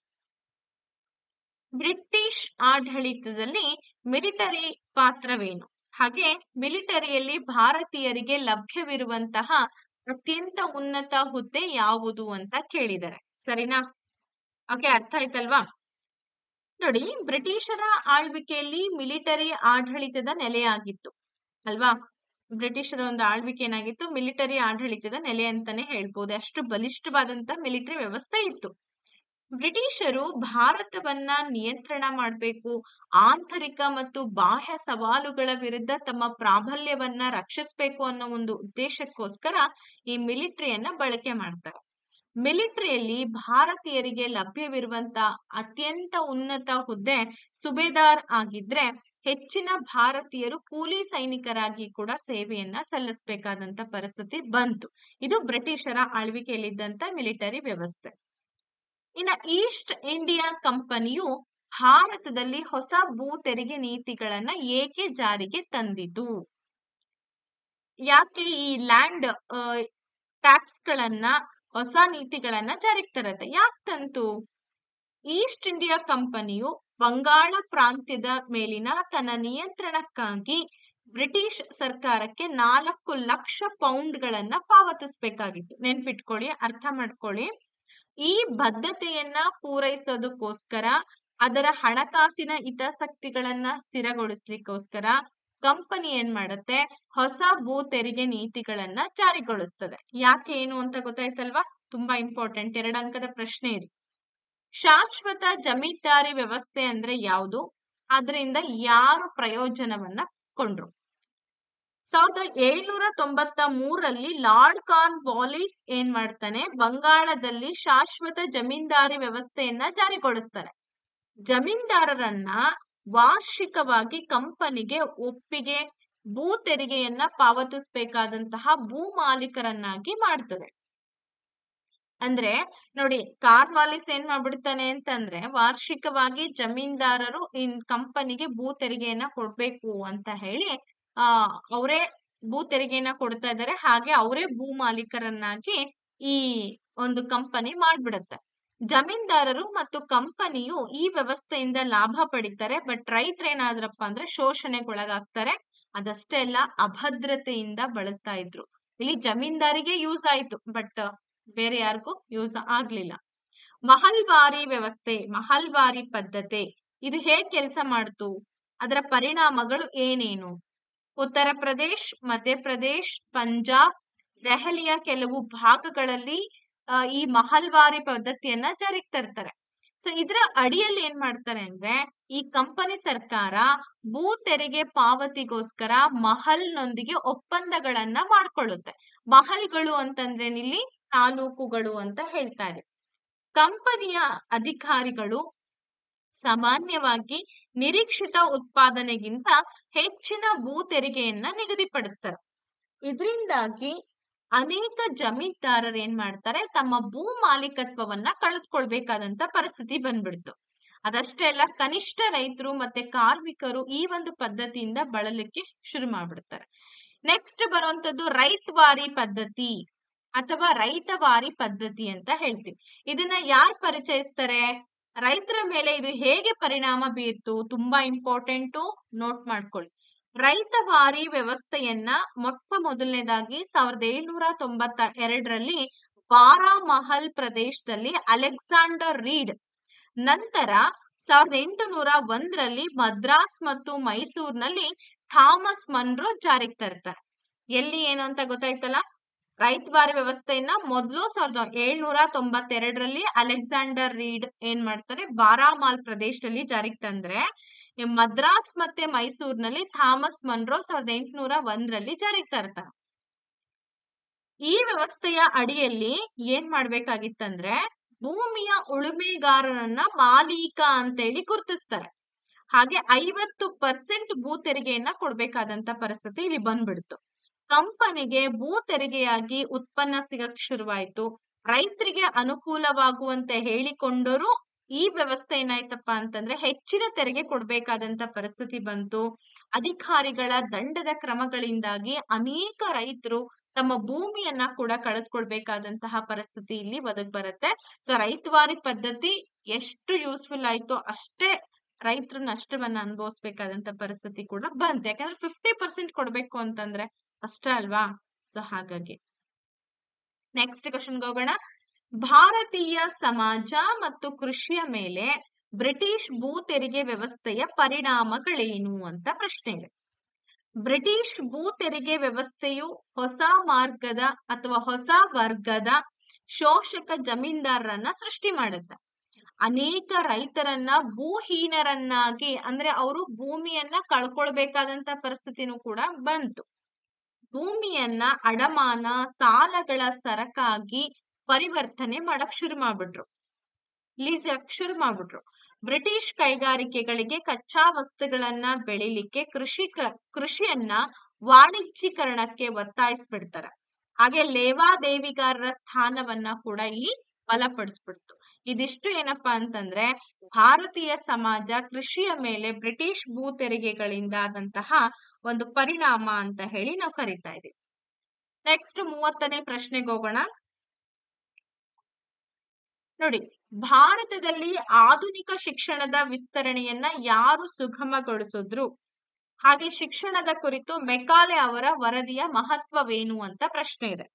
ನೋಡಿ, ವಾರನ್ ಹೇಸ್ಟಿಂಗ್ಸ್ 1781ರಲ್ಲಿ ಕಲ್ಕತ್ತಾ ಮದ್ರಾಸವನ್ನ ನೋಡಿ, ಕಲ್ಕತ್ತಾದಲ್ಲಿ ಮದ್ರಾಸವನ್ನ ಪ್ರಾರಂಭಿಸುವುದರ ಮೂಲಕ ಭಾರತದಲ್ಲಿ ಆಧುನಿಕ ಶಿಕ್ಷಣದ ವಿಸ್ತರಣೆಯನ್ನ ಸುಗಮಗೊಳಿಸ್ತಾ ಹೋಗ್ತಾನೆ. ಆದಾಗ್ಯೂ ಕೂಡ ಏನಾಯ್ತು, 1835ರಲ್ಲಿ ಮೆಕಾಲೆ ಅವರ ಶಿಕ್ಷಣದ ವರದಿ ಭಾರತದಲ್ಲಿ ಆಧುನಿಕ ಶಿಕ್ಷಣಕ್ಕೆ ಆಧಾರವಾಯಿತು ಅಂತಾನೆ ಹೇಳ್ಬೋದು. ಭಾರತೀಯರ ವರ್ಗವನ್ನ ರಚಿಸುವುದರ ಗುರಿಯನ್ನ ಕೂಡ ಇದು ಹೊಂದಿತ್ತು.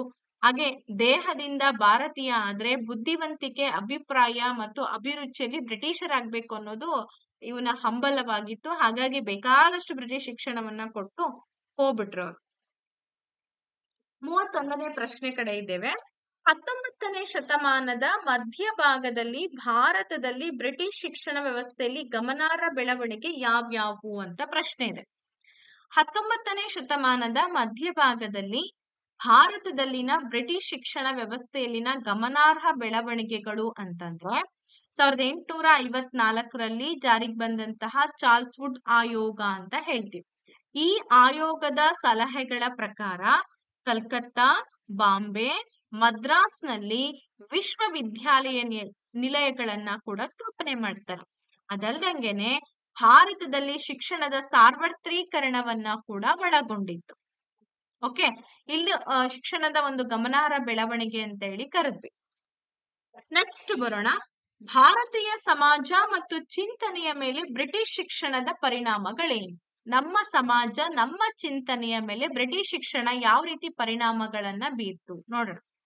ಬ್ರಿಟಿಷ್ ಶಿಕ್ಷಣವು ಭಾರತೀಯರಿಗೆ ಆಧುನಿಕತೆ, ಜಾತ್ಯತೀತತೆ, ಪ್ರಜಾಸತ್ತಾತ್ಮಕ ಧೋರಣೆಗಳು, ವೈಚಾರಿಕತೆ, ರಾಷ್ಟ್ರೀಯತೆಯ ಆದರ್ಶಗಳನ್ನ ಅಭಿವೃದ್ಧಿಪಡಿಸಲಿಕ್ಕೆ ಸಹಾಯವನ್ನ ಮಾಡಿತು. ಹಾಗೇನೆ ಇದು ಸ್ಥಳೀಯ ಸಾಹಿತ್ಯ ಮತ್ತು ಭಾಷೆಗಳಿಗೆ ಪ್ರಚೋದನೆಯನ್ನ ಕೂಡ ನೀಡ್ತಾ ಹೋಯ್ತು. ನಿಯತಕಾಲಿಕೆಗಳು, ವಿಮರ್ಶಾತ್ಮಕ ಅಭಿಪ್ರಾಯಗಳ ಹೊರಹೊಮ್ಮುವಿಕೆಗೆ ಕಾರಣನೂ ಕೂಡ ಆಯಿತು. ಹಾಗೆ ಪಾಶ್ಚಿಮಾತ್ಯ ಚಿಂತಕರು ಜಾಗತಿಕ ಸ್ವಾತಂತ್ರ್ಯ ಹೋರಾಟಗಳ ಚಿಂತನೆಗಳೊಂದಿಗೆ ಭಾರತೀಯರನ್ನ ಪ್ರಭಾವಿಸಕ್ಕೆ ಶುರು ಮಾಡ್ಬಿಡ್ತು. ಅಷ್ಟ್ರ ಮಟ್ಟಿಗೆ ಶಿಕ್ಷಣ ವ್ಯವಸ್ಥೆ ಇತ್ತು ಅಂತ ಹೇಳಿ ನಾವ್ ಇದನ್ನ ಗುರುತಿಸ್ತಾ ಇದೀವಿ ಅಲ್ವೇನ್ರಿ. ನೆಕ್ಸ್ಟ್ ಹೋಗೋಣ. 33ನೇ ಪ್ರಶ್ನೆ ನಿಮ್ಗೋಸ್ಕರ ಸ್ಕ್ರೀನ್ ಮೇಲೆ ಬರ್ತಾ ಇದೆ. ಬ್ರಿಟಿಷರು ಭಾರತದಲ್ಲಿ ಸಾಂವಿಧಾನಿಕ ಸುಧಾರಣೆಗಳು ಮತ್ತು ಕಾಯ್ದೆಗಳನ್ನ ಏಕೆ ಪರಿಚಯಿಸಿದ್ರು? ಬ್ರಿಟಿಷರು ಭಾರತೀಯರ ಹೆಚ್ಚುತ್ತಿರುವಂತಹ ಸಮಸ್ಯೆಗಳು ಹಾಗೆ ಬೇಡಿಕೆಗಳನ್ನ ಪರಿಹರಿಸಬೇಕು ಅನ್ನೋ ಉದ್ದೇಶದಿಂದ ಭಾರತದಲ್ಲಿ ಸಾಂವಿಧಾನಿಕ ಸುಧಾರಣೆಗಳು, ಕಾಯ್ದೆಗಳನ್ನ ಪರಿಚಯಿಸ್ತಾರೆ. ಹಾಗೆ ಅವುಗಳನ್ನ ಕಾರ್ಯಗತಗೊಳಿಸ್ಬೇಕು ಅನ್ನೋ ಉದ್ದೇಶದ ಸಲುವಾಗಿ ಕಾನೂನಿನ ರೂಪದಲ್ಲಿ ವಿಭಿನ್ನ ನಿಯಮಗಳನ್ನ ಕೂಡ ರಚಿಸ್ತಾರೆ. ಈ ಕಾನೂನುಗಳೇನಾಯ್ತಪ್ಪ ಅಂದ್ರೆ ನಮ್ಮ ಭಾರತದಲ್ಲಿ ಸಂವಿಧಾನದ ವಿಕಾಸಕ್ಕೆ ನೆರವಾಗುತ್ತೆ ಅಂತ ಹೇಳ್ತಾ ಇದೀವಿ. ಓಕೆ, ಸುಮಾರು 40 ಕ್ವಶನ್ಸ್ಗಳು ಈ ಒಂದು ಚಾಪ್ಟರ್ ಮೇಲೆ ಇರೋದ್ರಿಂದ ತುಂಬಾ ಇಂಪಾರ್ಟೆಂಟ್. 1784ರಲ್ಲಿ ಪಿಟ್ಸ್ ಇಂಡಿಯಾ ಆಕ್ಟ್ ಸ್ಥಾಪಿಸಿದಂತಹ ಬೋರ್ಡ್ ಆಫ್ ಕಂಟ್ರೋಲ್ಸ್ ಅಂತ ಹೇಳಿದ್ವಿ. ಇದರ ಪ್ರಾಮುಖ್ಯತೆ ಏನಾಯ್ತು ನೋಡೋಣ. ನೋಡಿ, ಮೊದಲು ಬೋರ್ಡ್ ಆಫ್ ಡೈರೆಕ್ಟರ್ಸ್ ಅಂತ ಇತ್ತು, ಅದನ್ನ ಬೋರ್ಡ್ ಆಫ್ ಕಂಟ್ರೋಲ್ಸ್ ಅಂತ ಮಾಡಿದ್ರು ಅಲ್ವಾ. ಭಾರತದಲ್ಲಿ ಇದ್ದಂತಹ ಭೂ ತೆರಿಗೆಗಳು, ಮಿಲಿಟರಿ, ನಾಗರಿಕ ಪ್ರದೇಶಗಳಿಗೆ ಸಂಬಂಧಪಟ್ಟಂತ ಸಮಸ್ಯೆಗಳನ್ನ ನಿರ್ದೇಶಿಸುವ ಮತ್ತು ನಿಯಂತ್ರಿಸುವಂತ ಅಧಿಕಾರವನ್ನ ಈ ಬೋರ್ಡ್ ಆಫ್ ಕಂಟ್ರೋಲ್ಸ್ ಒಳಗೊಂಡಿತ್ತು.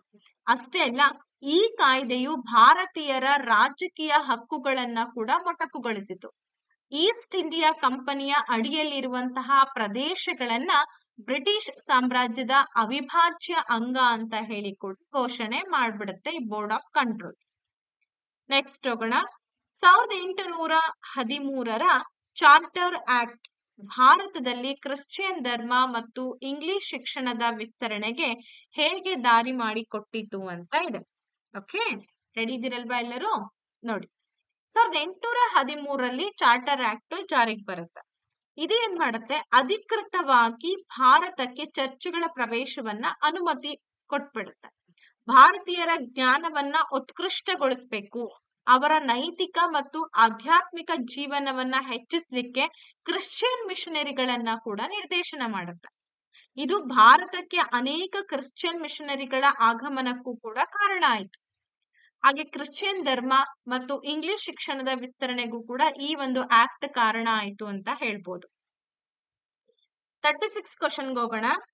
1830ರ ಸಮಯದಲ್ಲಿ ಭಾರತ ಮತ್ತು ಇಂಗ್ಲೆಂಡ್ ನಲ್ಲಿರುವಂತ ರಾಜಕೀಯ ಬೆಳವಣಿಗೆಗಳನ್ನ ಪ್ರತಿಬಿಂಬಿಸುವಂತಹ 1833ರ ಚಾರ್ಟರ್ ಆಕ್ಟ್ ನ ಮುಖ್ಯ ಲಕ್ಷಣಗಳು ಯಾವುವು ಅಂತ ಇದೆ. ಓಕೆ, ಎಲ್ಲ ರೆಡಿ ಇದ್ದೀರಾ? ನೋಡಿ, 1833ರ ಚಾರ್ಟರ್ ಆಕ್ಟ್ ಏನ್ ಮಾಡುತ್ತೆ, ಬಂಗಾಳದ ಗವರ್ನರ್ ಜನರಲ್ ಅವರನ್ನ ಭಾರತದ ಗವರ್ನರ್ ಜನರಲ್ ಅಂತ ಹೆಸರು ಮಾಡ್ತು. ಎಲ್ಲಾ ವ್ಯಾಪಾರಗಳನ್ನ ನಿಯಂತ್ರಿಸಬೇಕು, ಮೇಲ್ವಿಚಾರಣೆ ಮಾಡುವಂತಹ ಅಧಿಕಾರವನ್ನ ಅವ್ರಿಗೆ ಕೊಡುತ್ತೆ ಗವರ್ನರ್ ಜನರಲ್ಗೆ. ಸೊ ಕಾರ್ಯಕಾರಿ ಸಮಿತಿಯೊಂದಿಗೆ ಅವರ ಅಭಿಪ್ರಾಯವನ್ನ ಬರವಣಿಗೆಯಲ್ಲಿ ಬರೆಯಲು ಆದೇಶ ಮಾಡುತ್ತೆ, ಹಾಗೆ ನಿರ್ಬಂಧಿಸುತ್ತೆ. ಧರ್ಮ, ಜನ್ಮ, ಚರ್ಮದ ಬಣ್ಣವನ್ನ ಆಧರಿಸಿ ಯಾವುದೇ ರೀತಿಯಾದಂತಹ ಭೇದ ಭಾವಗಳನ್ನ ಮಾಡಬಾರ್ದು ಅಂತ ಹೇಳಿ ಅನೇಕ ವೈಶಿಷ್ಟ್ಯತೆಗಳನ್ನ ಈ ಒಂದು ಕಾಯ್ದೆ ತೋರಿಸ್ಕೊಡುತ್ತೆ. 37ನೇ ಪ್ರಶ್ನೆಗೆ ಹೋಗೋಣ. 1909ರಲ್ಲಿ ಭಾರತೀಯ ಕೌನ್ಸಿಲ್ ಆಕ್ಟ್ ಜಾರಿಗೆ ಬರುತ್ತೆ. ಭಾರತದಲ್ಲಿ ವಿಭಜನೆ ಮತ್ತು ಆಳ್ವಿಕೆಯ ಬ್ರಿಟಿಷ್ ನೀತಿಯ ಆಳ್ವಿಕೆಗೆ ಹೇಗೆ ಕೊಡುಗೆಯನ್ನ ಕೊಟ್ಟಿತು ಅಂತ ಕೇಳಿದ್ದಾರೆ. 1909ರ ಭಾರತೀಯ ಕೌನ್ಸಿಲ್ಗಳ ಆಕ್ಟ್ ಏನ್ ಮಾಡ್ಬಿಡುತ್ತೆ ಅಂತಂದ್ರೆ ನಮ್ಮ ಭಾರತ ದೇಶದಲ್ಲಿ ವಿಭಜನೆ ಆಗೋ ರೀತಿ ಆಯ್ತು ಅಂತ ಹೇಳ್ಬೋದು. ಯಾಕೆಂತಂದ್ರೆ ಮುಸ್ಲಿಂರಿಗೋಸ್ಕರ ಪ್ರತ್ಯೇಕ ಪ್ರಾತಿನಿಧ್ಯವನ್ನ ಒದಗಿಸ್ಬೇಕು ಅನ್ನೋ ಉದ್ದೇಶಕ್ಕೋಸ್ಕರ ಪ್ರತ್ಯೇಕ ಚುನಾವಣಾ ಒಂದು ಎಲೆಕ್ಟ್ರಲ್ ಕಾಲೇಜ್ ಅನ್ನ ಶುರು ಮಾಡ್ಬಿಡುತ್ತೆ. ಈ ನಿಬಂಧನೆಯನ್ನ ಬ್ರಿಟಿಷರ್ ಏನ್ ಮಾಡಿದ್ರು, ಕೋಮು ಭಿನ್ನಾಭಿಪ್ರಾಯಗಳನ್ನ ಪ್ರೋತ್ಸಾಹಿಸುವುದರ ಮೂಲಕ ಭಾರತವನ್ನ ವಿಭಜಿಸ್ಲಿಕ್ಕೆ ಮತ್ತೆ ಆಳಲಿಕ್ಕೆ ಇದನ್ನ ಬಳಕೆ ಮಾಡ್ತಾರೆ. ಗೊತ್ತಾಯ್ತಲ್ಲ ನಿಮ್ಗೆ ಹೇಗೆ ಏನ್ ಮಾಡಿದ್ರು ಅಂತ. 1919ರ ಭಾರತ ಸರ್ಕಾರದ ಕಾಯ್ದೆಯಿಂದ ಪರಿಚಯಿಸಲಾದಂತಹ ಡಯಾರ್ಕಿ ವ್ಯವಸ್ಥೆಯ ಪ್ರಮುಖ ಲಕ್ಷಣಗಳು ಏನೇನು? ಸರ್ಕಾರ ಡಯಾರ್ಕಿ ನೋಡಿ, ಭಾರತ ಸರ್ಕಾರ ಕಾಯ್ದೆ ಪ್ರಾಂತೀಯ ಮಟ್ಟದಲ್ಲಿ ಡಯಾರ್ಕಿ ವ್ಯವಸ್ಥೆಯನ್ನ ಪರಿಚಯ ಮಾಡಿಕೊಡುತ್ತೆ. ಅಂದ್ರೆ ಅಲ್ಲಿ ಸರ್ಕಾರವನ್ನ 2 ಭಾಗಗಳನ್ನಾಗಿ ವಿಂಗಡಣೆ ಮಾಡೋದು ಸರ್ಕಾರ, ಅದಕ್ಕೆ ಡಯಾರ್ಕಿ ಅಂತ ಹೇಳ್ತಾರೆ. ವರ್ಗಾವಣೆಗೊಂಡಂತ ವಿಷಯಗಳು ಅಂದ್ರೆ ಶಿಕ್ಷಣ, ಆರೋಗ್ಯ, ಕೃಷಿ ಜವಾಬ್ದಾರಿಯುತ ಭಾರತೀಯ ಮಂತ್ರಿಗಳ ನಿಯಂತ್ರಣದಲ್ಲಿ ಇರುತ್ತೆ. ಶಾಸಕಾಂಗವು ಮೀಸಲು ವಿಷಯಗಳು ಅಂದ್ರೆ ಹಣಕಾಸು, ಕಾನೂನು ಸುವ್ಯವಸ್ಥೆ ಮತ್ತು ಆದಾಯಗಳು ಇವೆಲ್ಲವುಗಳನ್ನ ಬ್ರಿಟಿಷ್ ಗವರ್ನರ್ ಮತ್ತು ಅವರ ಕಾರ್ಯಕಾರಿ ಮಂಡಳಿಯ ನಿಯಂತ್ರಣದಲ್ಲಿ ಉಳಿಸ್ಕೊಂಡ್ಬಿಡುತ್ತೆ. ಮತ್ತು ಇಲ್ಲೂ ಲಾಸೆ ಇದು, ಇಲ್ಲಿ ಲಾಸ್ ಯಾಕೆಂತಂದ್ರೆ ಶಿಕ್ಷಣ, ಆರೋಗ್ಯ ನಾವೆಲ್ಲ ಇಲ್ಲಿ ಕೊಟ್ ಮಾಡ್ಬೇಕು. ಬಟ್ ಅವ್ರಿಗೆ ಏನಪ್ಪಾ ಅಂದ್ರೆ ಆದಾಯ, ಹಣಕಾಸು, ಕಾನೂನು ಸುವ್ಯವಸ್ಥೆ ಅವ್ರು ಇಟ್ಕೊಂಡ್ಬಿಡ್ತಾರೆ. ಎಸ್, ಇರ್ಲಿ ಪರವಾಗಿಲ್ಲ, ಈಗ ಅವ್ರಿಲ್ಲ, ಆರಾಮಾಗಿದ್ದೀವಿ ಸದ್ಯಕ್ಕೆ. 1935ರ ಭಾರತ ಸರ್ಕಾರದ ಕಾಯ್ದೆಯು ಭಾರತೀಯ ಸಂವಿಧಾನದ ರಚನೆಗೆ ಹೇಗೆ ಕೊಡುಗೆಯನ್ನ ನೀಡಿತು ಅಂತ ಪ್ರಶ್ನೆ ಇದೆ. 1935ರ ಭಾರತ ಸರ್ಕಾರದ ಕಾಯ್ದೆಯು ಭಾರತೀಯ ಸಂವಿಧಾನದ ರಚನೆಗೆ ಆಧಾರವಾಗಿ ಕಾರ್ಯವನ್ನ ನಿರ್ವಹಿಸುತ್ತೆ. ಫೆಡರಲ್ ರಚನೆ ಮಾಡುತ್ತೆ, ಭಾರತೀಯ ರಿಸರ್ವ್ ಬ್ಯಾಂಕ್, ಫೆಡರಲ್ ನ್ಯಾಯಾಲಯದ ಸ್ಥಾಪನೆ ಆಯಿತು, ಪ್ರಾಂತ್ಯಗಳಿಗೆ ಸ್ವಾಯತ್ತತೆಯನ್ನ ನೀಡುವಂತಹ ಅನೇಕ ನಿಬಂಧನೆಗಳನ್ನ ಭಾರತೀಯರ ಸಂವಿಧಾನದಲ್ಲಿ ನಾವು ಅಳವಡಿಕೆ ಮಾಡ್ಕೊಂಡಿದ್ದೇವೆ. ನೆಕ್ಸ್ಟ್ ಪ್ರಶ್ನೆ, ಕೊನೆ ಪ್ರಶ್ನೆ ಈ ಸೆಷನ್ದು. ಬ್ರಿಟಿಷರು ಪರಿಚಯಿಸಿದಂತಹ ವಿವಿಧ ಸಾಂವಿಧಾನಿಕ ಕಾಯ್ದೆಗಳು ಮತ್ತು ಸುಧಾರಣೆಗಳು ಸ್ವ ಆಡಳಿತಕ್ಕಾಗಿ ಭಾರತೀಯರ ಆಕಾಂಕ್ಷೆಗಳನ್ನ ಹೇಗೆ ಪ್ರತಿಬಿಂಬಿಸುತ್ತೆ ಅಂತ ಪ್ರಶ್ನೆ ಇದೆ. ನೋಡಿ, ಬ್ರಿಟಿಷರು ಪರಿಚಯಿಸಿದಂತಹ ಅನೇಕ ಸಾಂವಿಧಾನಿಕ ಕಾಯ್ದೆಗಳು 1813ರ ಕಾಯ್ದೆ ಆಗಿರ್ಬೋದು, 35ರ ಕಾಯ್ದೆ ಆಗಿರ್ಬೋದು, 58ರ ಸನ್ನದ್ಧ ಆಗಿರ್ಬೋದು, ಇವೆಲ್ಲವೂ ಕೂಡ ಏನಪ್ಪಾ ಅಂತಂದ್ರೆ ಕೆಲವೊಂದು ಸುಧಾರಣೆಗಳು ಪ್ರಾಥಮಿಕವಾಗಿ ಅವರ ಸ್ವಂತ ಹಿತಾಸಕ್ತಿಗಳನ್ನ ಪೂರೈಸಿದ್ರು ಕೂಡ ಕ್ರಮೇಣವಾಗಿ ಏನಾಯ್ತಪ್ಪ ಅಂತಂದ್ರೆ ನಮ್ಮ ಆಡಳಿತ ಅಂದ್ರೆ ಭಾರತದ ಆಡಳಿತಕ್ಕಾಗಿ ಭಾರತೀಯರ ಬೆಳೆಯುತ್ತಿರುವ ಆಕಾಂಕ್ಷೆಗಳನ್ನ ಪ್ರತಿಬಿಂಬಿಸುವಂತಹ ನಿಬಂಧನೆಗಳನ್ನ ಕೂಡ ಒಳಗೊಂಡಿತ್ತು. ಈ ಕಾಯ್ದೆಗಳೇನಿದೆ ಭಾರತೀಯರು ಸ್ವಯಂ ಆಳ್ವಿಕೆಗಾಗಿ ನಡೆಸ್ತಾ ಇರ್ತಕ್ಕಂತ ಹೋರಾಟದ ಫಲಿತಾಂಶ ಅಂತ ಹೇಳಿ ನಾವು ತಿಳ್ಕೊಬೇಕು. ಯಾಕೆಂದ್ರೆ ಶಾಸಕಾಂಗ ಆಡಳಿತ ಪ್ರಕ್ರಿಯೆಗಳಲ್ಲಿ ಭಾರತೀಯ ಪ್ರಾತಿನಿಧ್ಯ ಹಾಗೆ ಭಾಗವಹಿಸುವಿಕೆಯನ್ನ ಹಂತ ಹಂತವಾಗಿ ಹೆಚ್ಚಿಸ್ತಾ ಹೋಗುತ್ತೆ. ಸೊ ಹಾಗಾಗಿ ಇಷ್ಟು ನಾವು ನೋಡಿದ್ದು ಇವತ್ತಿನ ಒಂದು ಸೆಷನ್ ಅಲ್ಲಿ ಸುಮಾರು 40 ಪ್ರಶ್ನೆಗಳನ್ನ ನಾವು ಒಂದು ಕ್ಲಾಸಲ್ಲಿ ಡಿಸ್ಕಷನ್ ಮಾಡಿದೀವಿ. ಇದು ನಿಮ್ಮ ಎಕ್ಸಾಮ್ಗೆ ತುಂಬಾ ಹೆಲ್ಪ್ ಆಗತ್ತೆ. ಈ ವಿಡಿಯೋ ಇಷ್ಟ ಆದ್ರೆ ಚಾನೆಲ್ನ ಸಬ್ಸ್ಕ್ರೈಬ್ ಮಾಡ್ಕೊಳ್ಳಿ. ಹಾಗೆ ನಿಮ್ಮ ಎಲ್ಲ ಫ್ರೆಂಡ್ಸ್ಗೂ ಕೂಡ ಈ ಒಂದು ವಿಡಿಯೋಗಳನ್ನ ಶೇರ್ ಮಾಡಿ. ಮತ್ತೆ ನಾಳೆ ತರಗತಿಯಲ್ಲಿ ಭೇಟಿಯಾಗೋಣ. ಧನ್ಯವಾದಗಳು. Take care. Bye bye.